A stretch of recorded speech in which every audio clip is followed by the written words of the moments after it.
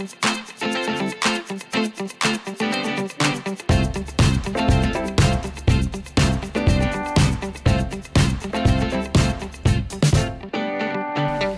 bonjour à tout le monde. Voilà, j'ai été invitée par Jocelyn à animer cette table ronde sur l'éthique avec des praticiennes et une universitaire. Donc tout d'abord Mélanie Peuf qui va commencer à prendre la parole. Donc on est un peu limité dans le temps, donc un quart d'heure de parole pour chacune, ça sera bien. Et éventuellement pour qu'ensuite nous puissions avoir des questions de la salle, puisque en tout ça ce temps de... Pardon, on aura 1 heure pour travailler un peu sur ces questions d'éthique dans la pratique, et puis avec une synthèse que nous fera donc Isabelle Cadet, un peu plus universitaire, on va dire. Donc, c'est pas ça qu'il fallait dire. Voilà. Bien, alors donc tout d'abord Mélanie Peuf, qui est experte en achat et performance, qui va commencer et qui va témoigner sur la mise en place de la loi Sapin 2 au sein de la RATP et parler des zones de risque, c'est-à-dire des moments où les acheteurs sont particulièrement exposés à des questions éthiques quand ils sont en relation avec des fournisseurs. Ensuite, Madame Anne-Valérie Crespo-Fervé, d'accord, qui va essayer, elle, de s'interroger sur la gestion au quotidien des approches contradictoires. Alors peut-être que ça pose déjà une question, cette idée de contradiction. Un contradictoire entre le top management et les équipes terrain à la Poste.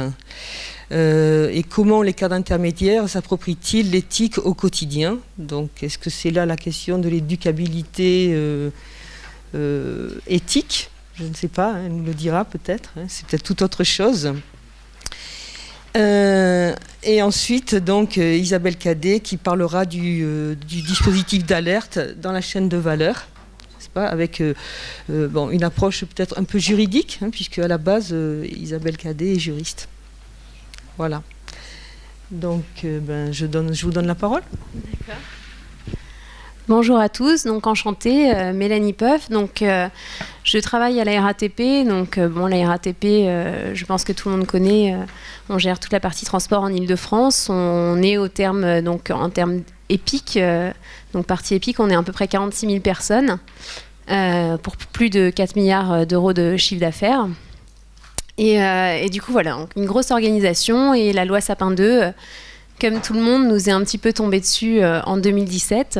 Et on a dû préparer, du coup, sa mise en application dans notre entreprise. Ça a commencé avec la cartographie des risques, comme on l'a dit tout à l'heure. Donc, cartographie des risques. Et nous, aux achats, on était majoritairement finalement concernés, puisqu'on travaille avec des tiers, nos fournisseurs qui peuvent être des tiers à risque. Il faut savoir qu'à la RATP, on achète sur à peu près 64 segments d'achat, donc on achète de tout. On achète des travaux, on achète notre mutuelle, on achète des frais généraux, des systèmes de transport, de la fourniture. Donc on a vraiment des risques divers et variés. Et aussi des interlocuteurs en tant que fournisseurs qui sont très variés avec des secteurs d'activité où les pratiques sont aussi très hétérogènes. Donc voilà, donc on a commencé nous à mettre en place cette cartographie des risques. Donc pour ça, on a demandé aux sachants qui sont les acheteurs, donc on les a interrogés et puis on a fait des groupes de travail et on a essayé de recenser nos risques. Et on a été confrontés, en fait la première difficulté à laquelle on a été confrontés, c'est finalement l'affichage politique et la réalité. C'est-à-dire qu'on a eu du mal, on avait des responsables achats qui n'étaient pas prêts à communiquer sur des niveaux de risque qui étaient quand même assez importants, notamment dans le BTP. Et où on a eu des fiches de risque qui ont été revues par les responsables pour finalement dire « non, moi je préfère communiquer sur un risque tout est vert ». Alors ce que Transparency International annonçait bien que le BTP, finalement en termes de corruption, c'est quand même un secteur à surveiller. Donc on a eu un travail et pour ça, nous, ce qu'on a eu comme idée, c'est plutôt de les réunir en fait dans une salle et de le faire sous forme de jeu. Donc en fait, on s'est servi du jeu pour faire parler les personnes et essayer justement d'apporter ce côté ludique. Et ce côté, on enlève finalement le côté... la corruption, en fin de compte, on n'aime pas trop en parler. C'est un sujet qui est assez sensible. Donc via le jeu, on arrive finalement à faire parler les gens, etc. Ce qui nous a permis de revalider notre cartographie des risques et donc d'avoir quelque chose qui était plus, qui se rapprochait plus de ce qu'avait fait Transparency International. Voilà. Quoi vous dire d'autre? Donc nous, après, ça a été repris Tout ça en interne, puisqu'en fait, on a aujourd'hui une délégation au management des risques. Et donc, c'est créé le pôle compliance pour justement répondre à la mise en œuvre de cette loi Sapin 2. Et donc, c'est eux qui ont repris un petit peu le bébé et qui nous ont ensuite accompagnés pour faire une carte des risques transversale sur toute l'entreprise.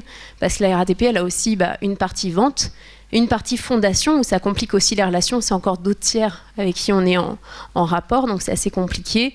On a des conventions de partenariat aussi, donc voilà. Donc eux, ils gèrent l'intégralité. Ils ont pu faire une carte des risques qui regroupait tous les acteurs et tous nos risques.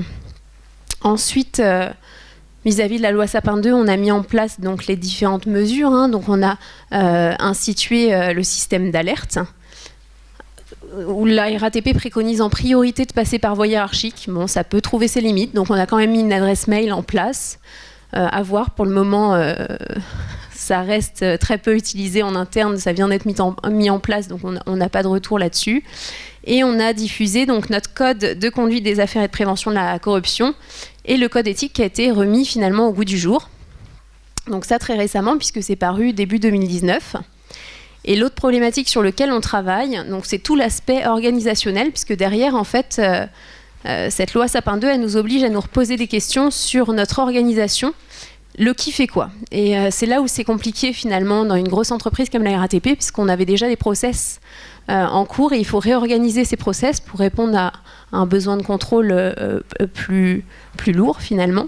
Et donc voilà, donc qui va justement faire les due diligence vis-à-vis de nos fournisseurs. Donc on n'a pas encore répondu à cette question. Est-ce que ce sont les acheteurs qui vont faire ça? Est-ce que c'est le central, parce qu'on a un central achat? Est-ce que c'est le contrôle de gestion? Voilà, toutes ces questions, on se les pose encore. Et aussi, est-ce qu'on s'aide d'un logiciel et lequel, enfin d'un progiciel marché, et lequel, qui peut nous aider pour faire justement ces due diligence vis-à-vis des tiers? Donc là, on est encore sur des questionnements à ce sujet. Sachant qu'en plus, ce qui est compliqué, c'est qu'on a des nouveaux fournisseurs à traiter. Donc là, pour le faire, ça va au niveau des due diligence, mais on a quand même un stock de fournisseurs historiques, à savoir que la RATP, en fait, c'est à peu près une base de 5000 fournisseurs. Donc c'est assez lourd à contrôler si on devait contrôler tous nos fournisseurs en termes de due diligence. Et jusqu'où on va dans les due deals.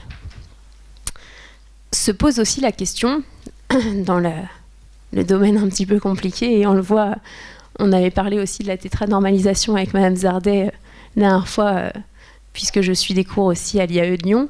Et ça m'a d'ailleurs fait penser que nous, dans les marchés publics, donc on suit le code des marchés pour la passation des marchés publics, qui vient un petit peu en contradiction avec cette loi Sapin 2, parce que si on a un tiers qui est jugé comme risqué et qui a fait état d'une corruption, qu'est-ce qu'on en fait? Nous, on ne peut pas donner un no-go, puisqu'en fait, le code des marchés publics ne nous permet pas de ne pas contractualiser avec ce tiers. Donc voilà, on a eu du mal à avoir des réponses de la direction des affaires juridiques à ce sujet. Et aujourd'hui, ils nous préconisent de mettre en place des mesures de remédiation contractuelle. Donc voilà, d'essayer de mettre des clauses dans nos marchés, mais bon, on ne voit pas trop encore comment ça va s'appliquer. Et cette partie-là aussi reste floue entre les textes, en fait. Voilà, je ne sais pas si je peux apporter d'autres compléments ou si vous avez d'autres questions. Moi, j'en aurais une, peut-être que ça serait intéressant que vous précisiez un peu ce concept ou cette notion de tétranormalisation. Non, je ne sais pas. Alors là, c'est un peu plus dur pour moi.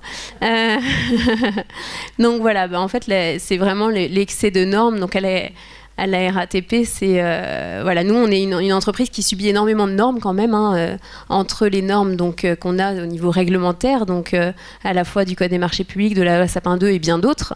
Et en interne, on a nos propres instructions générales, on a énormément aussi de choses qui pèsent, et parfois aussi, dans tout cet environnement, on va dire, normatif, en fait, on peut trouver, et il y a souvent, malheureusement, des contradictions. Et voilà. Et donc là, c'en était en l'occurrence une qui était majeure, puisque on avait besoin de réponses, et même la direction juridique, donc au niveau de Bercy, a eu des difficultés à nous répondre sur ce sujet. Voilà.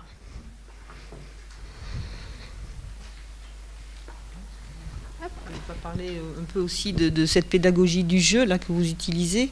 Vous parlez un peu de ces résistances à aborder des questions de corruption et d'éthique. Comment vous voyez ça? Comment vous expliquez ça?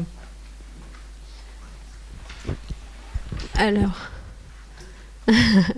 au niveau donc de la cartographie des risques, donc nous, on a mis en place vraiment un système. On a d'abord préparé pour que les personnes puissent cartographier les risques. On s'est posé la question.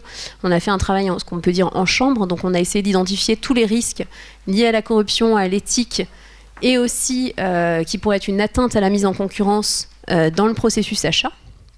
Donc, qui vont à la fois sur la partie amont, donc sur la partie où on va définir le besoin. C'est-à-dire qu'on peut avoir des besoins chez nous qui sont biaisés. On ne fait pas... il y a toujours l'exemple du cahier des charges où on ne demande pas un stylo, mais on demande un stylo bic. Voilà, ça, c'est pas terrible. Donc, ça arrive. Je grossis le trait, mais voilà, ça peut arriver. Donc, on avait tous ces risques. Les risques sur la partie contractualisation, bien entendu, et les risques sur la partie exécution de marché avec les cadeaux, voilà, la proximité des fournisseurs, ce genre de choses. Donc on avait listé vraiment pas mal de risques et les acheteurs, en fait, en amont du rendez-vous, devaient évaluer en fin de compte ces risques. Donc ils nous avaient rendu finalement leur état. On avait fait une première cartographie des risques. Et au moment du rendu, voilà, certaines personnes, par souci politique, ont dit non, on ne va quand même pas afficher un niveau de risque comme ça, on va plutôt le mettre un peu plus faible pour pas être trop embêté, quoi. Et du coup, face à ça, nous, on a dit, on a fait un gros jeu de plateau, en fait. Donc, on avait imprimé en grandeur un énorme jeu de société qui reprenait nos trois mondes. Donc, la partie expression de besoin, la partie donc toute mise en place de la contractualisation avec la phase justement de consultation, d'appel d'offres, si vous préférez, et la partie exécution du marché. Et les personnes, finalement, venaient positionner. On leur avait donné des stickers et ils parlaient entre acheteurs et gestionnaires de marché. Sur chaque catégorie d'achat, ils venaient positionner leur niveau de risque, orange, rouge, vert, et témoigner. Et du fait que plusieurs personnes se lancent avec franchise dans l'exercice, du coup, ça a permis d'ouvrir la discussion. Et les personnes y ont vu plutôt quelque chose de bienveillant, où on était là en partage pour établir une cartographie des risques à un instant T et justement essayer de mettre en place, de voir quels sont les secteurs qu'on devait surveiller. Donc ça s'est très bien passé et nous, ça nous a permis de cartographier nos segments et de dire quels segments étaient à risque ou quels segments sont moins à risque. Voilà. Peut-être qu'il y a des questions dans la salle ?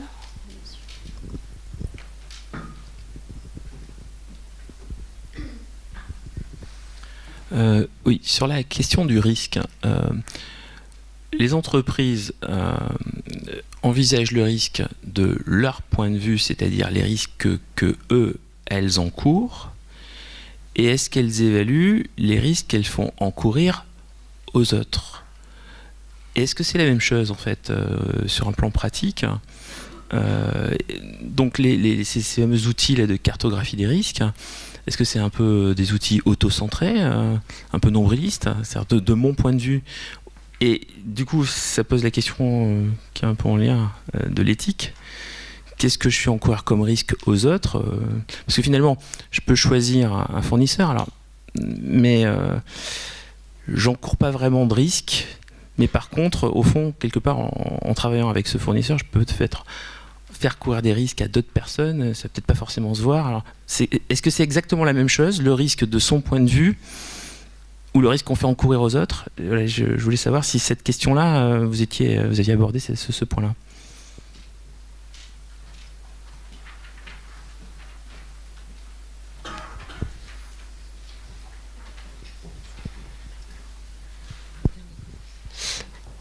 Alors, oui, c'est une question qui est intéressante. Du coup, en fait, on a, comme je disais, une délégation au management des risques. Donc, quand on fait les cartographies de risques à la RATP, on est un petit peu soumis, encore une fois, à une méthode qui nous est donnée pour qu'elle soit, en fait, uniforme dans le groupe. Donc ça a ses avantages et ça a bien entendu ses inconvénients. Donc cette méthode, effectivement, elle est plutôt centrée sur nous, c'est-à-dire le risque pour la RATP, à la fois le risque financier, le risque image, le risque pénal, et elle est moins centrée sur le tiers. Néanmoins, voilà, on évalue aussi le risque de défaillance du fournisseur, hein, pour lui qui, voilà, on évalue le risque aussi à travers les risques sociaux. De ce fait, on a le risque envers les autres, puisque c'est un risque pour nous d'image, mais c'est aussi une mauvaise posture pour les personnes qui subissent, en fait, hein, soit le non-port des EPI, soit du travail illégal, etc. Donc en soi, on va dire que c'est quand même un petit peu corrélé. Mais effectivement, on a plutôt un positionnement qui est d'évaluer le risque par rapport à notre entreprise. Voilà, je pense que ça, c'est un peu c'est le problème des organisations. On se pose plutôt la question par rapport à soi. Et voilà, mais ça a quand même un impact, puisqu'effectivement, si on neutralise ce risque, parce que le risque image, il fait le lien finalement. Donc voilà, si on fait attention au risque image, on réduit aussi le risque pour les personnes qui travaillent dans les entreprises où on pourrait avoir un risque soit de non-port des EPI, enfin des risques sociaux surtout, ou environnementaux également. Donc nous, on a vraiment fait ce travail-là. On avait fait aussi à l'époque une cartographie des risques vraiment spécifique par rapport à la RSE, où là, on a été plus loin dans la chaîne de valeur pour aller avec qui travaille le fournisseur, etc. Et qu'on est en train de remettre au goût du jour avec le devoir de vigilance, où là, on va plus loin, parce qu'on est aussi sur les risques l'on encourt et les risques qui sont encourus sur toute la chaîne, en fait. Voilà. Je ne sais pas si j'ai répondu. Oui, mais alors une autre question, puis après on passe... Est-ce que la RATP est tenue de publier un rapport intégré, c'est-à-dire un rapport financier extra-financier? Si c'est le cas, dans le rapport intégré, il doit y avoir une cartographie des risques, selon le référentiel IIRC, dans lequel on doit sérier les risques pour les parties prenantes, d'une part, et pour les entreprises. Donc c'est une obligation pour la RATP d'indiquer quels sont les risques encourus par les parties prenantes, donc les fournisseurs, et les clients, et d'autres tiers. C'est une obligation. Alors, est-ce que la carte des risques de votre rapport intégré est la même que la carte des risques opérationnels de votre entreprise? J'espère que la question vous plaît. C'est ça. Alors, j'ai envie de dire, c'est toujours très synthétisé ce qu'on met dans un rapport annuel et voilà, extra-financier. Donc effectivement, on communique sur toutes ces parties, donc RSE, risque, etc. Mais on va être beaucoup plus succinct, hein. Moi, quand on avait une page, j'ai pour mémoire, on a fait un travail à la RATP aussi, on calcule ce qui est notre... l'impact en fait de nos achats sur l'emploi, ce qui est très intéressant parce qu'en fait via les montants qu'on verse à nos fournisseurs, en fait ça génère de l'emploi parce que ça soutient de l'emploi chez eux, voilà, et dans l'économie, etc. Donc on calcule cet impact emploi. Et nous, on avait peut-être 3 pages sur le sujet et puis ça a fait l'objet d'un PowerPoint de 25 pages et puis dans le rapport extra-financier c'est 3 lignes, quoi. Donc c'est forcément nettement moins détaillé. Donc on a forcément un petit peu des écarts puisque c'est très synthétisé et en plus on a la com qui vient rajouter une vision par-dessus et qui peut des fois un peu tordre le message. Donc on est là aussi pour essayer de faire en sorte que malgré que ce soit synthétisé, le message soit quand même le bon. C'est là où c'est toute la difficulté de ces exercices, c'est la communication qui aussi rend l'exercice difficile. Je crois qu'on va s'arrêter là pour les questions, parce que sinon on va dépasser l'heure et on va passer la parole pour parler un peu de la Poste. Si vous permettez, je vais faire un exercice un peu différent. Déjà, je vais me mettre un petit peu à l'aise et du coup, je vais être debout parce que j'ai un peu de mal. Anne-Valérie Crespo. Donc moi, je suis, et vous verrez que le terme est un peu différent, en charge des sujets sociaux et sociétaux pour le groupe La Poste, hein, sur la région d'à côté, la région Occitanie. Donc c'est 13 départements, 18 000 personnes, un peu plus de 2000 sites. Et l'exercice auquel je voudrais me livrer par rapport aux présentations qui ont été faites ce matin, c'est de voir avec vous le lien dans une structure qui est celle que je connais le mieux, qui est celle de La Poste, comment on lie justement les questions de gouvernance, les questions de RSE. D'abord, qu'est-ce que c'est la RSE pour moi, pour mon entreprise, et à côté, avec mon éthique personnelle pour moi, et comment, en tant qu'acteur au poste où je suis, je peux exercer une liberté, une certaine liberté, mais aussi une liberté certaine dans l'exercice de cette fonction. Alors, d'où je vous parle ? Moi, ça fait 25 ans que je travaille sur des questions RH, de manière globale, donc c'est vraiment l'humain dont je vais vous parler, pas du tout la partie environnementale, si vous permettez. Et d'où je vous parle en interne de l'entreprise La Poste, à la fois responsable RH pour moitié et responsable de management, c'est-à-dire de management de grande équipe de facteurs. directrice d'établissement postal. Et à côté de ça, un engagement associatif sur des questions qu'on qualifierait de RSE, puisque c'est des questions de lutte contre les discriminations depuis 15 ans. Et c'est pas anodin, parce qu'on n'est pas une personne différente quand on est dans l'exercice de ces activités et en dehors. En tout cas, moi, c'est ma perception des choses. Ça, c'est le premier point qui me paraît important. Le second point, c'est de dire qu'est-ce qu'on entend par la question de la RSE.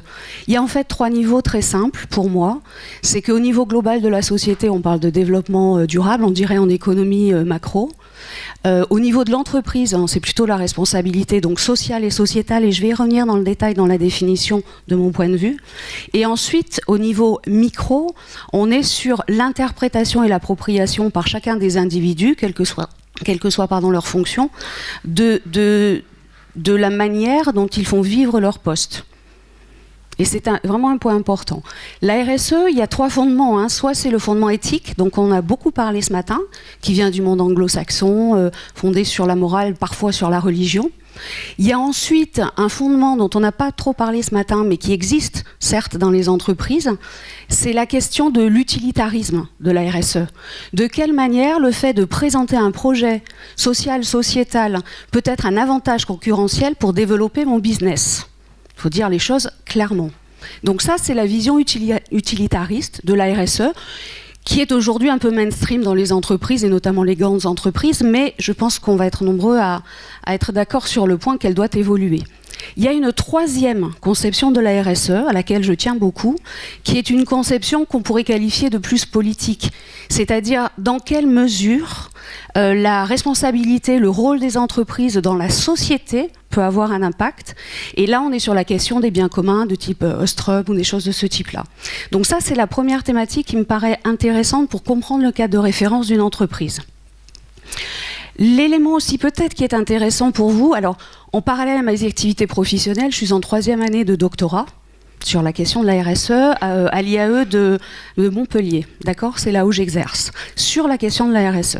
Donc je commence à essayer de pouvoir analyser par des angles un peu différents et à parler des langues différentes, parce que j'ai découvert la langue académique avec toute sa richesse, mais franchement, c'était pas accessible très facilement au début. Donc j'essaie de faire des allers-retours entre ces 2 mondes, dont je pense que la porosité ne serait pas du luxe, ni pour le premier monde, ni pour le second. C'est encore un avis personnel. Donc je vous parle aussi d'un élément qui peut être intéressant, parce que le filtre de qui on est, si on parle du contrôle de gestion, si on parle, comme c'est mon cas, plus de la RH et d'un engagement associatif, si on parle d'autres thématiques, le filtre de qui on est doit vous donner une coloration à nos propos. Je pense que c'est important. Et moi, ma posture par rapport à ça, ça n'est pas l'observation participante dont on entend beaucoup parler dans le monde académique, c'est une autre posture qui s'appelle la participation observante. J'ouvre une parenthèse, Soulet, 2007, si vous voulez avoir des précisions, que je trouve extrêmement intéressante. Voilà, ça c'est le côté académique. Maintenant, je rebascule sur ma casquette de praticienne. Donc, à La Poste, comment ça se passe ? C'est une très grande entreprise, La Poste. On est 250 000 personnes au niveau national. On a des branches différentes avec des cœurs de métier très différents. En ce qui me concerne, je suis avec l'ensemble des cadres que vous qualifieriez dans le monde académique de cadres intermédiaires. Moi, je côtoie peu les grands dirigeants des grandes entreprises, y compris le mien. Je pense que l'immodestie est largement partagée, et j'espère la modestie aussi. Voilà. Et donc, dans ce cadre-là, la question, c'est mon rôle. C'est un rôle qui est à l'interface entre une stratégie nationale, sur un certain nombre d'axes, une organisation de la boutique, et en même temps, au quotidien, la mise en œuvre de cette stratégie dans le cadre d'un filtre qui est mon éthique personnelle. Moi, je considère que l'éthique, c'est l'éthique comportementale, et c'est effectivement une construction de la personnalité. C'est comme ça que je le vois en tout cas. Et que chacun, dans son fonctionnement, peut mettre en œuvre cette éthique comportementale en fonction de l'endroit où il exerce. Et d'une manière générale, dans la société. Voilà. Donc La Poste, on est sur une organisation qui est assez tentaculaire, vu juste la taille et l'implantation de l'entreprise. On a à la fois une direction... Alors je vais vous parler des 3 directions qui, pour moi, sur mes sujets, sont les directions qui sont complètement intriquées, je ne sais pas si le terme existe, enfin imbriquées, qui se répondent mutuellement dans une grande entreprise. La première des directions, c'est la direction des ressources humaines, et j'aime pas le terme ressources, Donc j'ai pas une vision très chiffre, on va dire, de ce genre de choses. Je préfère le terme de potentiel humain, on en parlait tout à l'heure. Voilà. Donc la question de la gestion des ressources humaines. Ensuite, on a une direction, alors c'est important aussi, qui s'est appelée la direction de la RSE. Elle a été créée en 2011, elle est morte l'année dernière, et qui s'appelle maintenant la direction de l'engagement sociétal. Et du coup, pourquoi ? C'est une vraie question. Et qu'est-ce qu'on y met derrière ? Je vais essayer de vous développer cet aspect-là. La troisième direction, qui est quand même pas complètement anodine, me semble-t-il, c'est qu'on a eu longtemps à la Poste un déontologue, dont personne n'avait jamais entendu parler sur le terrain, en tout cas pas moi, et pourtant j'ai bourlingué pas mal en 25 ans. Et on a maintenant une direction de l'éthique et de la déontologie, qui en fait est une direction qui est sur ce qu'on vient de voir un petit peu, c'est-à-dire l'analyse des risques, avec une spécificité pour la Poste, pour répondre à la question de monsieur, c'est que, alors nous on est une SA 100% capitaux publics, l'État et la Caisse des dépôts et consignations, mais on a une mission d'aménagement du territoire, on a une mission de distribution du courrier, on a une mission de distribution de la presse, et on a aussi une mission d'accessibilité bancaire à chacun. Ça change un peu la donne en termes de valeur interne peut-être et de termes de fonctionnement, et y compris dans les rapports extra-financiers. Voilà, je ferme la parenthèse. Donc, cette direction, elle est là pour travailler sur la question des normes, en interne, hein, j'entends, en fonction des impulsions normatives de l'Europe en particulier, de l'État français, etc., aussi en fonction de ce qui se passe dans les autres entreprises. Et elle est là pour développer des chartes, formaliser des chartes et les faire approprier par l'éducation, par la formation en interne, sur des cœurs de métier, que peuvent être les responsables achats, que peuvent être les responsables du contrôle de gestion. Il y a des très bonnes analyses de Gérald Narot dans le labo dont je fais partie à Montpellier sur la manière de présenter le Balance Scorecard avec une individualisation et une éthique, par exemple. Donc, au-delà de cette direction, de mon point de vue, c'est la porosité entre les services RH et l'engagement sociétal qui fait ce que, sur le territoire, on arrive ou pas à s'approprier. Je vous livre 2 ou 3 exemples. Si on prend des thématiques en lien avec la lutte des discriminations, par exemple, dont je vous parlais, contre les discriminations, sur les questions d'égalité homme-femme, je ne vois pas qui on serait pour aller expliquer en externe, donc le point de vue sociétal, des actions que l'on a sur cette question ou ce qu'il faudrait faire au nom de quoi, si en interne, avec nos 250 000 collaborateurs, dont 52% sont des femmes, on n'était pas d'abord en capacité de gérer nos collaborateurs, de leur proposer des évolutions de parcours parallèles et des rémunérations équivalentes. Donc il y a un lien entre les deux. De la même manière, quand on mène en interne une politique de diversité, alors on peut aller en externe expliquer comment on accueille dans des équipes des origines sociales, culturelles ou géographiques, que sais-je, différentes, et comment ensuite on peut travailler sur des questions comme par exemple l'alternance. Nous on l'a beaucoup développé sur l'Occitanie, pour développer les compétences, y compris des territoires, pour que toutes les personnes aient accès à ce type de poste, mais pas seulement à la Poste. Qu'on soit quelque part un creuset pour qu'ensuite ils puissent avoir un tremplin sur d'autres organisations. Ce que je veux vous faire toucher du doigt, de mon point de vue, c'est le fait que d'une part, dans l'organisation, quelle que soit la structure de la gouvernance, à un moment, sur le territoire, alors c'est mon cas au niveau d'une région, mais c'est le cas au niveau des managers, qui sont une pièce centrale sur ces questions d'éthique, de gouvernance et de RSE, parce que les RH apportent des outils, mais la mise en application de ces outils, c'est d'abord les managers. Ce qu'on appelle manager dans le monde de l'entreprise, ça n'est pas le top management. Et on n'aime pas bien quand on parle de manager intermédiaire.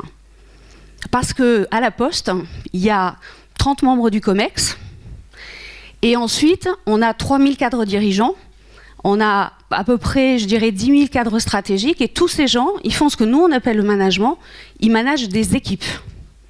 Donc ils ont pour mission de donner du sens au travail des équipes qui travaillent avec eux. Pour qu'ils donnent du sens, il faut qu'eux, ils comprennent quel est le sens. Et le sens au travail, il se construit comment ? Il se construit en fonction d'une expertise, certes. On aime mieux les chiffres ou mieux les gens. Je caricature à dessein. Ça n'est pas le cas, évidemment. Mais on choisit une expertise et après, on choisit un projet. On pilote un projet avec une équipe de personnes qui sont différentes, qui sont complémentaires et dont notre job au sens de l'organisation, c'est de faire en sorte qu'ils soient motivés, performants, et pour ça qu'ils soient bien dans leur travail, je vais le dire très simplement. Et la société, elle a changé. Il y a 25 ans, quand je suis rentrée à la Poste, il y avait une expression à la Poste, on disait quand tu passes la porte d'un centre postal, tu quittes ta casquette de qui tu es.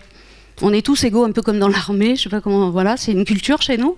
Mais du coup, tu oublies que tu es une maman, accessoirement j'ai 4 enfants, que tu as une vie à côté, donc je fais une thèse, etc., etc. Ça n'est plus le cas. Avec les nouvelles technologies, avec le fait, vous l'avez sans doute remarqué, que les femmes travaillent maintenant autant que les hommes, dans une famille, on a plusieurs facettes. Et quand je rentre à la Poste, je suis riche de tout ce que j'ai vécu à l'extérieur et je vais enrichir mon entreprise de cette thématique-là. Et pareil dans l'autre sens. Les capacités professionnelles qui sont exercées, moi je suis donc DRH, on va dire, ou directrice d'un centre de profit, si je parle des facteurs, ce sont des compétences que je peux mettre en externe en soutien de la société. Quand je crée une association de lutte contre les discriminations dans le Gard, j'exerce un tas d'activités que j'ai apprises dans l'entreprise. Donc il y a une porosité maintenant entre le monde, la facette professionnelle que l'on a, la facette personnelle, la facette familiale, qui fait que les attentes par rapport au travail deviennent aussi des attentes de citoyens. Et c'est en ce sens que je trouve que la question de l'éthique, de la gouvernance et de la RSE présente aujourd'hui un intérêt particulier. Alors, je ne suis pas complètement naïve et il y a effectivement des cadres de régulation, des normes qui s'imposent aux uns et aux autres et je trouve que c'est très bien qu'il y ait quelques règles collectives, y compris qui s'imposent aux entreprises, de manière à ce qu'elles s'intéressent à ce sujet, parce que le capital humain n'est pas suffisamment valorisé encore, ça c'est clair, même dans une entreprise comme la mienne où on est une entreprise de personnel, vraiment. L'identité des métiers change, les attendus des collaborateurs changent par rapport au sens du travail et ce qu'ils en attendent. Et donc par rapport à tous ces éléments-là, pour moi aujourd'hui, la RSE, c'est à la fois une vision, alors dans mon entreprise, collectivement, qui est assez politique au sens, le rôle de la Poste dans la société, ça c'est notre histoire, c'est notre patrimoine et je vais oser dire, c'est aussi une fierté collective des gens qui travaillent à la Poste. Et il y a d'autres entreprises dans le même cas, hein, bien sûr. Mais ces notions de mission service public, elles amènent un sel un peu supplémentaire, en tout cas dans une âme un peu supplémentaire, je trouve, qui nous donne aussi une liberté d'acteurs un peu différente. C'est-à-dire qu'à tous les niveaux, on veille. Je vais citer un auteur qui s'appelle Mark Ingham. Avec Christelle Hervart, ils ont fait un travail sur la Poste sur ce qu'ils appellent l'alignement stratégique, ou pas, je ne vous déflorerai pas le sujet, entre la stratégie RSE au niveau national telle qu'elle est déclinée dans le projet de l'entreprise, fondée sur les valeurs, sur l'histoire et sur le projet business de l'entreprise, et l'appropriation au quotidien dans les pratiques des managers, des RH, je vais aller jusqu'au bout, des guichetiers, des facteurs, de tout le monde, à travers le filtre de leur comportement éthique ou pas éthique, dans la manière dont ils font vivre cette stratégie. Je crois assez peu aux organisations qui existeraient sans les gens qui les incarnent. Et donc, l'enjeu pour une structure comme la nôtre, c'est d'essayer de mettre en cohérence un alignement entre toutes ces différentes thématiques. Et alors moi, je vais finir juste sur une phrase, parce que mon sujet de recherche, c'est de partir du principe que quand cet alignement existe, il peut être conforté par un alignement territorial inter-entreprise sur ces questions de gouvernance et de RSE, voire même dans certains cas, quand dans une entreprise on est en décalage avec une éthique collective ou une RSE collective, alors on peut compenser en étant utile à la société sur un territoire sur ces questions-là en apportant son professionnalisme et ça donne davantage de sens au travail pour les collaborateurs. Avec en plus un impact qui n'est pas complètement anodin, c'est que dans ce cas-là, on peut aussi revenir dans sa structure et impulser une transformation sur ces thématiques. Voilà l'expérience que je voulais vous livrer. Je suis à votre disposition si vous avez des questions.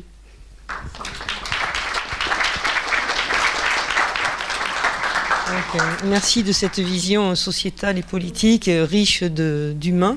Voilà. Est-ce qu'il y aurait une question? Je prends une question pour que nous puissions être dans les temps.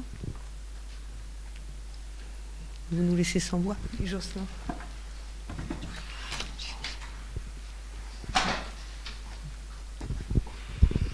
évidemment, c'est une question par rapport à ce que j'avais fait comme recherche il y a quelques années sur l'encadrement intermédiaire. Est-ce que pour que les guichetiers, comme vous disiez, les facteurs puissent incarner l'esprit de l'entreprise, est-ce que les cadres intermédiaires ont un rôle à jouer?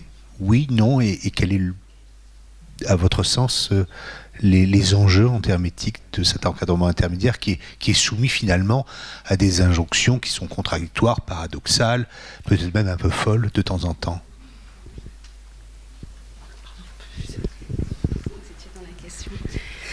Alors oui, bien sûr, mais je veux dire, pas seulement les cadres par rapport à leurs équipes, mais aussi les pairs dans d'autres équipes, etc. C'est-à-dire que moi, je crois assez peu au fait qu'on diffuse de manière verticale la messe, j'allais dire, je suis désolée, mais je vais le dire comme ça, sous l'angle éthique, un peu religieux, sur ce fondement-là, du national jusqu'au local et au territoire.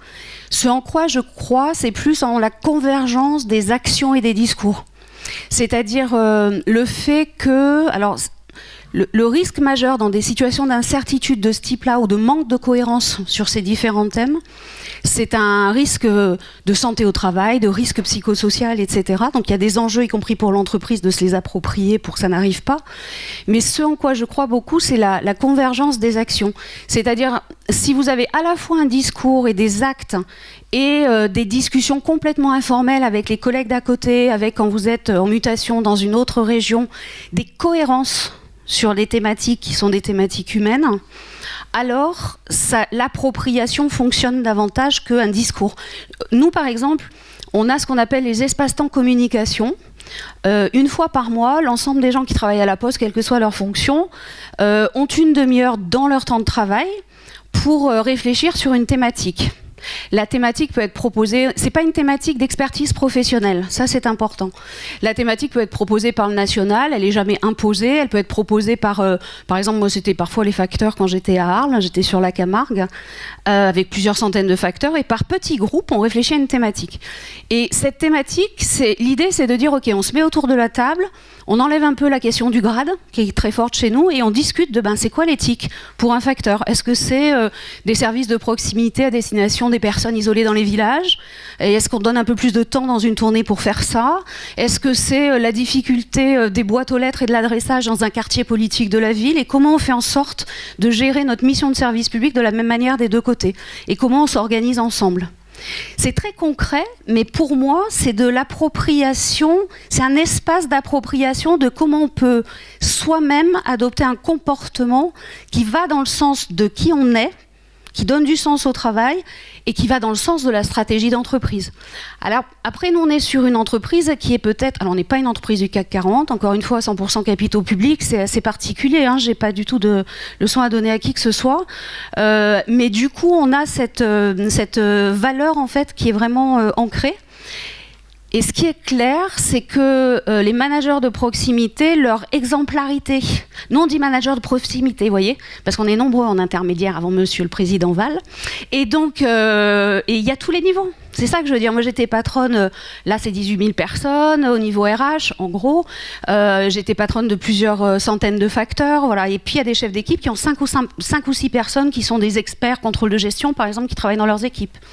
Dans tous les cadres, l'idée, c'est de se dire... j'ai une expertise, le travail que je dois faire, je le fais, mais comment je le fais au mieux pour la société, entre guillemets, parce que nous, c'est notre cœur de métier, et c'est en ce sens où je trouve que c'est une RSE davantage politique qui est impulsée, parce que c'est une vision de la société, de notre rôle dans la société, et même ça va plus loin. Quand on, par exemple, je vous donne un exemple très simple sur le développement durable, pour le coup sur l'environnemental, parce que je trouve qu'il est parlant. Il y a 5 ou 6 ans, la Poste a choisi de se lancer dans les véhicules électriques, parce que le climat, bon, voilà. Aujourd'hui, 40% de notre flotte sont électriques. C'est à la fois une fierté en interne, et ce qu'on se dit, c'est que toutes les actions d'éco-conduite qu'on a menées avec nos 75 000 facteurs, l'achat de ce type de véhicule, l'explication de pourquoi en tant qu'entreprise on rentrait dans ce schéma-là par rapport au climat, permet aussi aux personnes qui travaillent dans l'entreprise de réfléchir cette question. Et quand vous apprenez à conduire de manière économe en termes de budget et économe en termes d'émissions de CO2, eh bien dans votre vie personnelle, puisqu'il n'y a pas de frontière, me semble-t-il, forte entre les deux, peut-être que vous vous posez les mêmes questions. Peut-être que ça a un impact dans la société, vu la taille de notre organisation, qui fait un espèce un peu d'effet levier sociétal, et ça c'est aussi quelque chose sur lequel on est très attentif. Par exemple, sous l'angle, par exemple, enfin, à la petite échelle de l'Occitanie, mais quand on a commencé à travailler sur la question des alternants, c'était une gageure, hein, parce que moi, mon quotidien, c'est le statut de la fonction publique et le code du travail. Hein. On a encore les deux statuts à la poste, donc c'est déjà assez compliqué comme ça. Mais l'idée, c'était de faire entrer des alternants pour développer des compétences dans le territoire et pour pousser la politique alternance de la région Occitanie. C'est très clair. Donc il y a un effet interne qui est quand même... le socle de réglementation, c'est la loi à laquelle on répond. Il y a ensuite une appropriation en interne, on essaye d'aller un peu au-delà.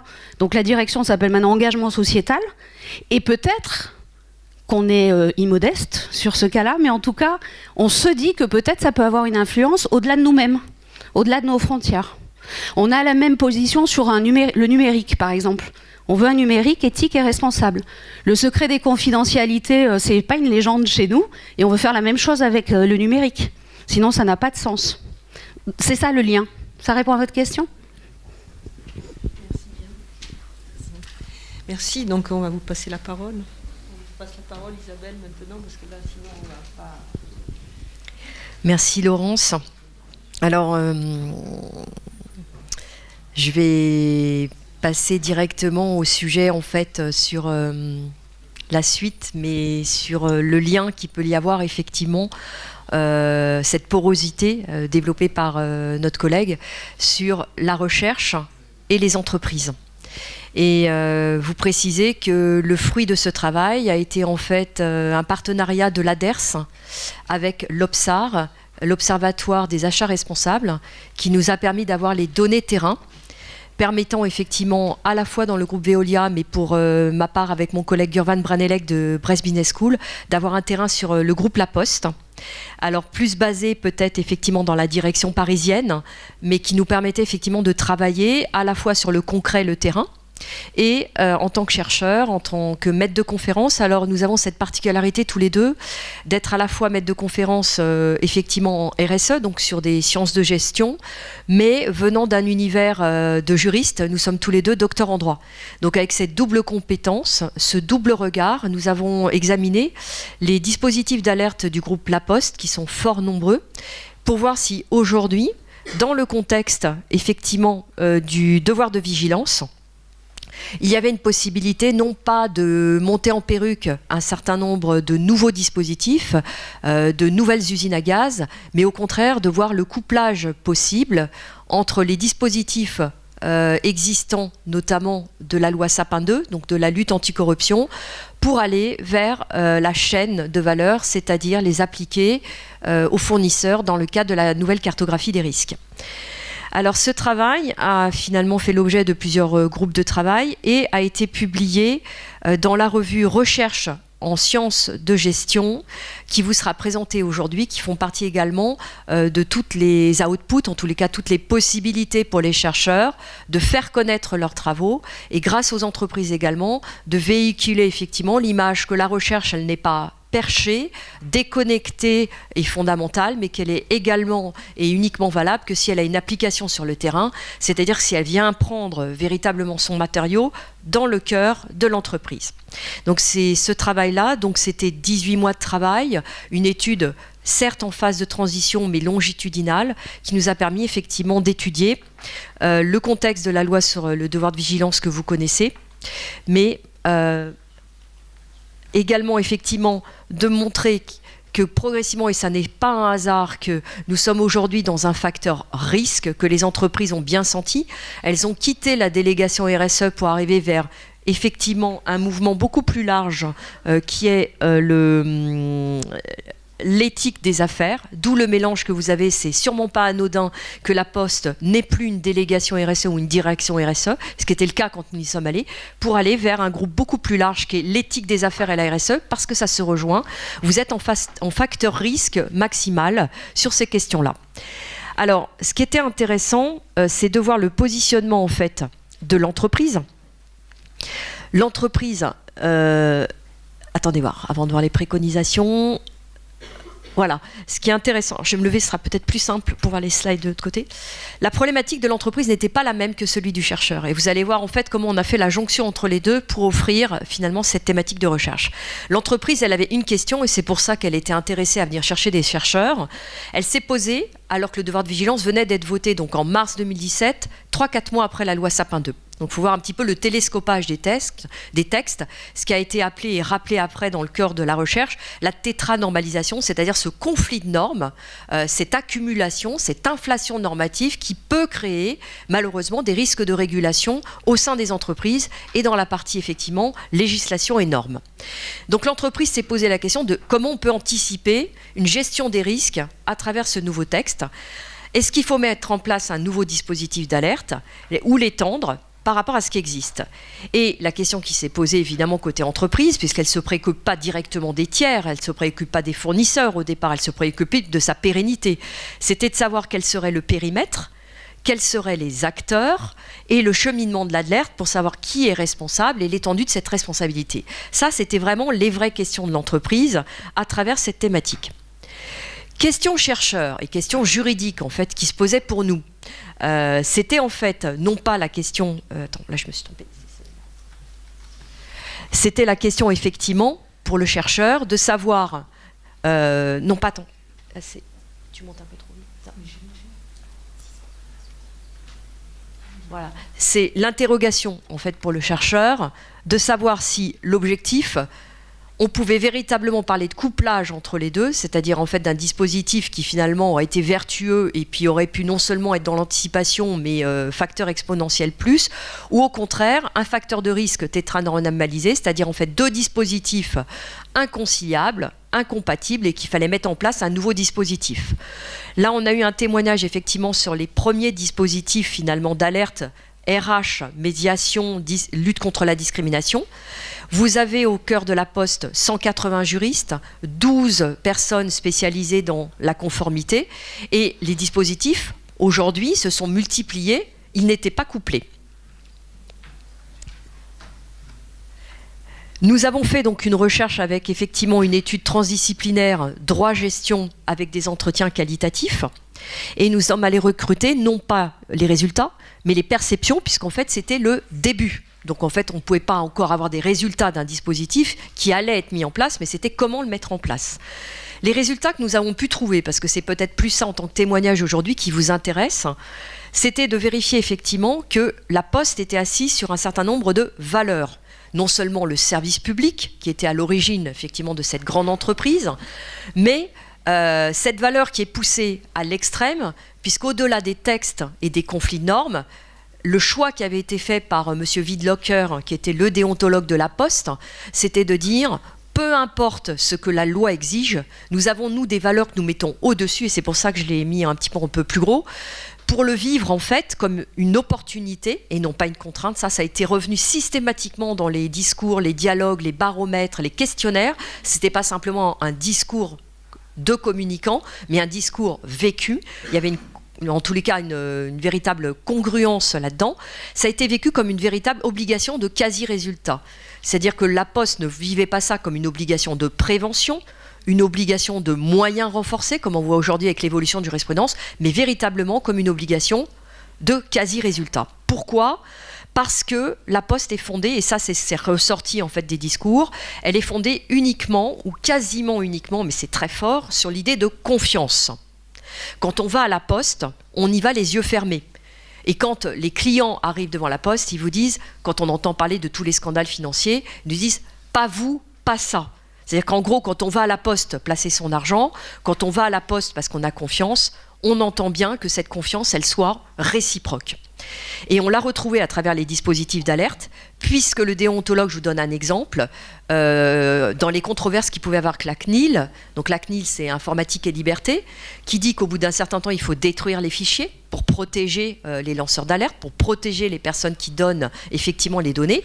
Le déontologue est allé plus loin que la loi en disant, si effectivement nous appliquons à la lettre les dispositions de la CNIL, nous serions en demeure de faire disparaître les fichiers au bout de 3 mois. Or, moi, du vécu d'entreprise, au bout de 3 mois, je ne peux pas garantir que la personne qui, en toute confiance, m'a donné les moyens de faire une enquête et de sanctionner les personnes qui, malheureusement, s'étaient mal comportées, je ne suis pas en mesure, au bout de 3 mois, de considérer que cette personne ne sera pas victime de représailles. Donc, je pousse plus loin, c'est-à-dire que je vais protéger cette personne à 6 mois. Je vais revenir vers elle et lui demander « Avez-vous vécu quelque chose d'anormal dans votre service ?» ou au contraire « Tout va bien, tout s'est bien passé, confidentialité respectée également » et auquel cas je peux enfin fermer le dossier sans risque, en dormant moi sur mes 2 oreilles de déontologue avec ma responsabilité. Et donc cette controverse par exemple du délai de 3 mois qui fait qu'on va garder les fichiers un peu plus longtemps, mais pour protéger la personne, la Poste a fait son choix, elle ouvre la controverse avec la CNIL, elle dit non, 3 mois, c'est dérisoire, ça n'a pas de sens humain. Au bout de 3 mois, on ne peut rien vérifier. Je garde les fichiers au bout de 6 mois et je tiens à le faire, même si je vais contre allegem, contre une loi qui m'obligera à le faire. Alors, on a d'autres exemples de ce type, mais ce qu'on a trouvé également, c'est que le dispositif dans une très très grande entreprise, qui pourrait paraître comme un mammouth, quelque chose qui finalement résiste, parce qu'on n'est pas dans quelque chose de très souple à la base, puisqu'en fait, c'est très hiérarchique, très conventionnel. Eh bien non, ce dispositif, en fait, il est extrêmement efficace. Pourquoi ? Parce qu'il est agile. Et je vous rappelle que le terme alerte, éthique, alerta en italien signifie agile, prompte à agir. Et la Poste avait véritablement en tête, donc c'est quelques personnes qui ont une connaissance absolue du terrain et qui ne sont pas extérieures, qui sont bien dans l'entreprise depuis des années, qui peuvent agir très très rapidement, appuyer sur la bonne touche pour protéger la personne, remonter l'alerte et avoir immédiatement la riposte et la bonne réponse appropriée. Et ça, c'est très rare dans une grande entreprise. En général, pour avoir des lignes éthiques, mais ça remonte tellement par la hiérarchie, tellement lentement, qu'en définitive, on ne peut pas prendre la mesure. On enferme ça dans une commission, un comité de pilotage. Ça n'est pas le cas de la Poste dans les différents dispositifs. Ça nous a frappé, cette agilité, en espérant qu'elle puisse être conservée, parce que plus vous hiérarchisez, plus vous prenez de textes de loi, plus vous formalisez, plus vous tombez dans le risque de perdre cette agilité. Et vous avez effectivement la formation faite par les déontologues au sein de la Poste, alors qu'ils sont très nombreux. Je ne vous ai pas amené tous les documents, mais sachez qu'on a eu énormément de ce que les gestionnaires appellent les données secondaires, mais que les juristes appellent les données primaires parce qu'elles sont fondamentales, c'est-à-dire tous les textes et les documents. Par exemple, un petit précis d'éthique illustré qui est délivré pour expliquer cas par cas, pas simplement pour sensibiliser, mais pour former les guichetiers, pour former les facteurs, pour former tout le personnel de la Poste, que l'éthique, ça n'est pas la morale personnelle, ça n'est pas ce que l'on ressent personnellement, mais c'est bien une éthique collective au sens business, c'est-à-dire qu'il ne peut pas y avoir de performance sans éthique. Donc le terme est bien accolé et durement accolé pour bien montrer qu'on est sur un cercle vertueux. Je vais te demander la slide d'après. Les préconisations du coup qu'on a pu faire à travers ça, parce que je vais un peu rapidement, c'est de dire qu'effectivement il fallait préserver cette vision de l'éthique des affaires dans le groupe de la Poste, maintenir une certaine forme de souplesse, sinon ça n'était pas possible, de relier autant que faire se peut tout ce qui était conformité, RH et pôle RSE, et non pas les dissocier, mais plutôt essayer de trouver là un formalisme qui permettait de faire passer les bonnes pratiques, en tout cas de manière horizontale dans le groupe La Poste, le plus possible dialoguer avec les parties prenantes. Alors ça, c'était peut-être le plus compliqué dans la loi de vigilance, puisqu'on impose de discuter avec les organisations syndicales, et ça, pour La Poste, c'était une résistance, il fallait que ça vienne dans un second temps. Ce n'est pas venu dans le premier temps, mais ça venait dans le second temps. Réfléchir également, ça c'est toutes les sociétés, ce n'était pas propre à la Poste. Il y a dans la loi une définition du lanceur d'alerte, que je peux vous remontrer, mais il n'y a pas de facilité à trouver la protection du lanceur d'alerte, au-delà des quelques exemples que je vous donne. Et pour le fournisseur, c'est encore plus compliqué, puisqu'il fallait protéger le salarié dans une entreprise, personne morale, autre. Et ça, aucune grande société aujourd'hui n'a trouvé la solution pour protéger les salariés du fournisseur. Donc c'est en état de réflexion. Donc comment accompagner ces fournisseurs pour eux aussi, finalement, diffuser ces bonnes pratiques, ce devoir de vigilance à la française, dans le cœur même de ces entreprises fournisseurs. Donc c'était effectivement la recherche qu'on pouvait faire. Alors les limites, effectivement, bon, ça ce serait plus sur les travaux de recherche, sont peut-être moins intéressants pour vous aujourd'hui, sur ce témoignage, mais par contre, voilà, où ça peut nous conduire dans des perspectives de recherche futures avec d'autres entreprises, parce que c'est peut-être ça, peut-être le témoignage qu'on peut faire aujourd'hui, d'un point de vue méthodo, c'est dire qu'effectivement les travaux sur le devoir de vigilance commencent. On a aujourd'hui des premiers bilans, mais que les recherches sur lesquelles effectivement on peut aller, en tant que juriste, ça a été refusé dans le devoir de vigilance. Ça n'est pas une obligation de résultat. C'est une obligation de moyens renforcés, c'est-à-dire qu'on a une loi qui est de la hard law, c'est-à-dire l'obligation pour les entreprises d'exercer leur vigilance. Par contre, les méthodos, les modalités, c'est de l'autorégulation. L'entreprise est libre d'utiliser le levier qu'elle veut utiliser en fonction, effectivement, de son, de son modèle d'affaires. Mais sur les travaux pour les gestionnaires et pour les juristes en transdisciplinaire, ce qui peut être vraiment intéressant, c'est effectivement, moi j'appartiens à Paris 1 à un groupe de recherche qui est effectivement en philosophie sur l'internormativité, c'est-à-dire la tétranormalisation, vu côté gestion, mais articulation de normes, parce qu'aujourd'hui la problématique elle est là, c'est comment articuler ces normes-là, quelle que soit leur source, qu'elles soient de soft law ou d'hard law, ou autres, sociales. Comment on travaille au niveau national et international, parce qu'on n'est plus, la Poste fait 22% de son chiffre d'affaires à l'international, on n'est plus simplement dans un dispositif français. Quel est l'échelon pertinent ? Quelles sont ces futures modalités d'articulation ? Là, il y a vraiment un boulevard de travaux en tant que chercheur sur ces questions-là. Et vous rappelez par exemple qu'aujourd'hui, on n'a pas le don d'ubiquité, mais que vous avez tout particulièrement à l'Assemblée nationale un colloque sur cette question-là, avec des chercheurs et des entreprises qui viennent témoigner sur la question de devoir de vigilance et ses premières articulations. Je vous remercie pour votre attention.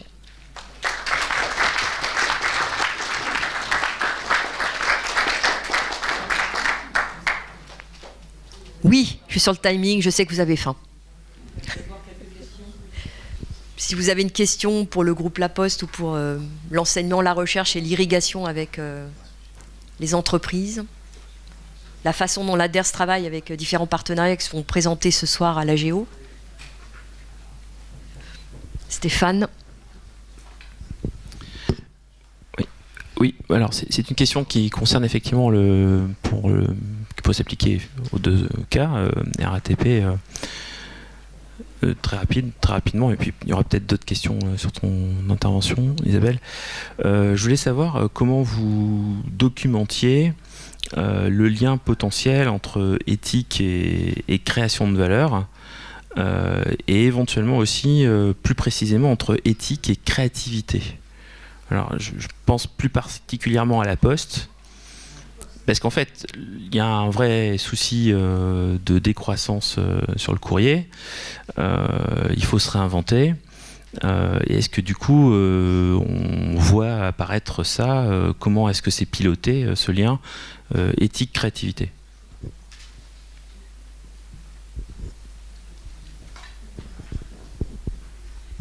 Éthique et créativité, et le thème d'avant c'était éthique et il y avait deux création de valeur.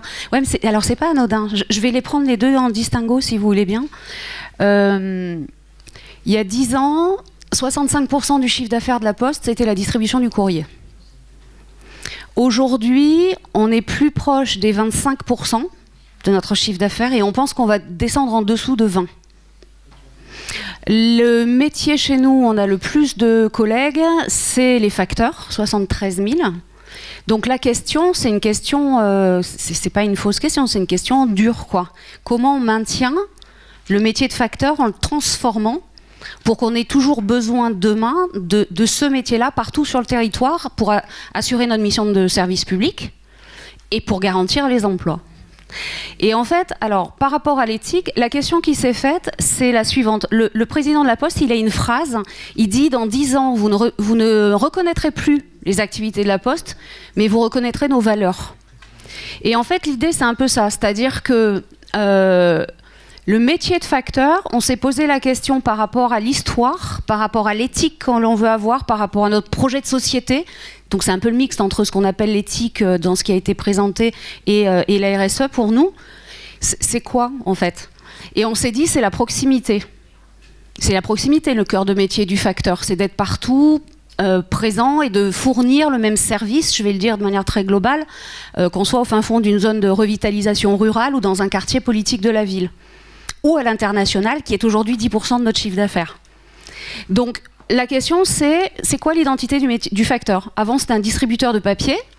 Maintenant, c'est plus du service de proximité, de type, vous avez peut-être entendu parler du portage de repas, du relevage de compteurs pour le compte d'autres entreprises. C'est comment on optimise, je vais utiliser le terme à dessein, le temps de tournée du facteur et le fait qu'il passe potentiellement devant l'ensemble des boîtes aux lettres de ses clients, donc des domiciles de ses clients, pour trouver des activités nouvelles, utiles à la société et qui rapportent du business. Ça veut dire que le choix qu'on a fait, c'est de prioriser des activités payées, je vais être assez direct, payées par les institutionnels, les services de l'État ou les collectivités, territoriales en particulier, pour le bénéfice de leurs citoyens. Par exemple, suite à la canicule de 2013, on a maintenant la possibilité pour un maire ou un président de conseil départemental de nous payer une activité où il compense financièrement une partie de la tournée du facteur pour aller voir les personnes isolées qui sont dans la liste des gens qu'il faut aller voir parce qu'ils ne sont pas dans des EHPAD et pour contribuer au maintien à domicile. Veiller sur mes parents dont vous avez peut-être entendu parler. Moi, ma mère habite à l'autre bout de la France. Eh bien, le facteur va la voir 2 fois par semaine. Je paye pour qu'il m'envoie un SMS, pas qu'à moi, hein, évidemment, hein, c'est accessible à tout le monde, pour me dire qu'elle va bien. Elle a bu un café avec lui et il y a de la téléassistance, donc du numérique avec du lien humain en même temps. C'est des services qui n'existaient pas du tout il y a 10 ans. Ça, c'est sur la question business. Mais c'est pas anodin, c'est quelque chose d'important, mais qui reste dans les valeurs et dans la culture de l'entreprise. Sur la créativité, on est plus sur par exemple, la semaine dernière, j'ai animé on appelle ça un créaton. On est plus sur la porosité avec le monde de la société civile que sur l'éthique en tant que telle, parce qu'on part de nos valeurs, mais on a besoin de connaître les besoins du territoire. On travaille beaucoup avec les acteurs de territoire. Donc j'étais sur l'animation d'un créaton. Un créaton, c'était une journée de travail pour un maire d'un village qui s'appelle Saint-Christol, 1300 habitants dans l'Hérault, où il a un projet de création de tiers-lieux innovants, et où on va être en capacité sans doute de lui louer à bas coût un local dont on n'a plus vraiment besoin par rapport à la réorganisation des services, et à travailler avec lui sur aller chercher d'autres partenaires comme la CAF, la SNCF ou que sais-je, pour animer un lieu de vie dans un village en zone reculée. La créativité, elle est plus dans la porosité avec la société civile, en fait, concrètement. Voilà. Vous vouliez répondre quelque chose par rapport à cette idée de créativité ? Alors oui, vous aviez demandé aussi, c'est ça par rapport à la RATP. Alors la RATP, la créativité et l'éthique. Donc nous, il faut savoir, bon, la RATP, souvent, on le limite à l'Île-de-France. En soi, on est aussi un groupe et donc on est présent sur 14 pays et 4 continents. Donc au niveau du groupe RATP, on a énormément de filiales. Et du coup, on est aussi poussé à l'innovation avec toute la notion de la Smart City, la transformation des transports, l'ouverture à la concurrence qui est déjà vécue pour les nouvelles lignes, mais qui va être vécue pour les lignes existantes demain. Donc tout ça, on a une société qui se transforme puisqu'on vit ce qu'a vécu la Poste il y a quelques années. Hein. On est vraiment en plein dedans.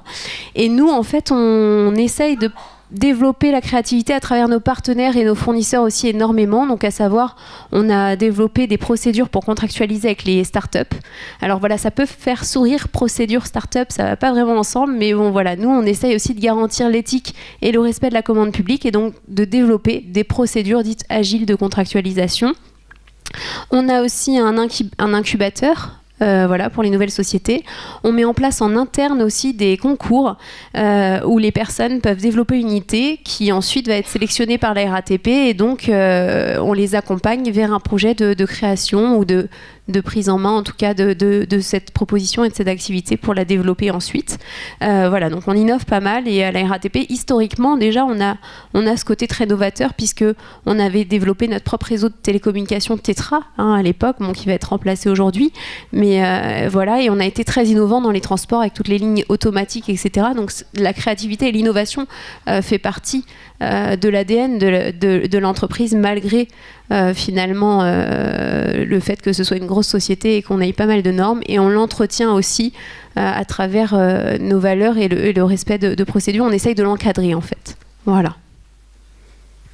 Bien. Alors pour sortir de l'ADN et des gènes, une dernière question pour Isabelle autour des dispositifs d'alerte et de la distinction à faire entre le devoir et le droit d'alerte. Alors ça, c'est une vraie question. Je vais vous remettre, pour peut-être l'expliquer, c'est en fait une différence de sensibilité entre la conception américaine qui est à l'origine. J'ai passé un peu vite tout à l'heure. En fait, le dispositif d'alerte, ça vient du mot anglais whistleblowing, qui veut dire siffler dans un sifflet, au mot à mot. Et aux États-Unis, c'est né de la loi Saban-Huxley pour exiger que les entreprises soient plus transparentes. Donc c'est un devoir aux États-Unis. En France, Ça aussi, c'est la philosophie française, marquée malheureusement par l'histoire de France avec la collaboration et cette délation dans cette période-là, qui fait qu'on est sur une connotation un peu négative et on ne souhaite pas que ça devienne un devoir. Donc en France, c'est un droit d'alerte. Et les textes de loi rappellent bien que c'est une faculté pour tout salarié d'alerter pour protéger l'intérêt privé général de l'entreprise, mais pas un devoir. Pour autant, dans les contrats de travail, en tant qu'RH, vous devez faire signer, à mon avis, des textes, des contrats qui obligent le salarié à dénoncer quand effectivement, dans cette lutte pour la transparence, il a écho ou il peut voir des pratiques illégales. Donc on est davantage là-dessus. C'est vrai que les salariés craignent pour leur vie, pour la question effectivement de la dénonciation. L'inverse est vrai aussi. Je vais vous lire un petit passage de la Poste dans les textes officiels. Quand on parle de sanctions, les entreprises ont peur en disant qu'on devient de plus en plus coercitif, que la loi est partout, que le législateur ferait mieux de laisser une bouffée d'oxygène aux entreprises pour s'autoréguler. J'aimerais quand même vous rappeler les principales sanctions avant la Révolution. Au Moyen-Âge, les peines encourues en cas d'irrégularité sont très lourdes. Ainsi, en 1390, Pierre Fournet, chevaucheur du roi, prétend avoir été attaqué pour cacher la perte des lettres qu'il devait porter au duc de Berry, démasqué. Il est torturé, condamné à être tourné au pilori, c'est-à-dire attaché à un poteau tournant sur une place publique, et avoir la langue flétrie, c'est-à-dire marquée au fer rouge. Quelques siècles plus tard, on est à la Poste. On était. C'est pourquoi en 1720, le Parlement de Dijon condamne à la pendaison la directrice des postes de Beaune pour avoir ouvert des lettres et volé des billets de banque qu'elles contenaient. Nous en sommes bien loin aujourd'hui avec nos maigres sanctions ou amendes ou sursis que l'on nous fait miroiter. Le XXIe siècle est quand même plus sympathique et moins dangereux à mon avis pour les entreprises.